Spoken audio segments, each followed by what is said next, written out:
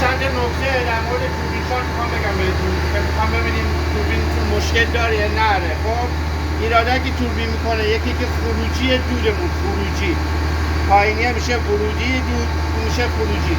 یکی که روغن زدگی داره، یکی که حلزونی هوامون روغن میزنه، از اینجا روغن میزنه معلومه. خب این دو تا نکته.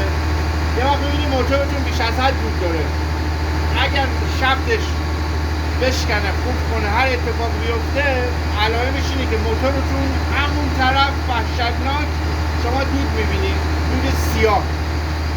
این نکته هم که میخوایم ببینیم توربینتون درست کار میکنه که بعضی وقتا سوت میکشه. خب بیاین دستتون بزنید این حلزونیه، این حلزونیه هیچ گونه لرزشی نبسته شد، لرزشی زیر دستت احساس کردی یعنی چی؟ توربینت مشکل داره.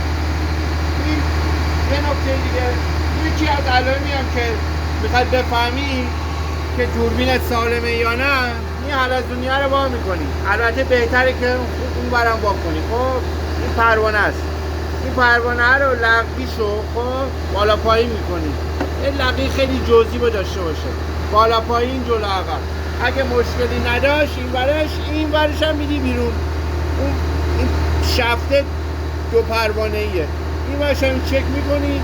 اگه مشکلی نداشت که توربین سالمه، وگرنه راه تشخیص اینه که همون دستت بزنی روی حلزونیه. اگه مشکلی داشته باشه معلوم میشه. این یه نکته بود. یه نکته هم که خروجی روغن بزنه، موتور روغن کم کنه یا دود آبی کنه، یه دلیلش این که توربین شارژت داره روغن رو ور میداره. اگه توربین شارژت آبی هم بود که اونم باز دقت کنی که ببینی سیلندرش سالم هست نیست، ترکیدگی چیزی نشه. با تشکر.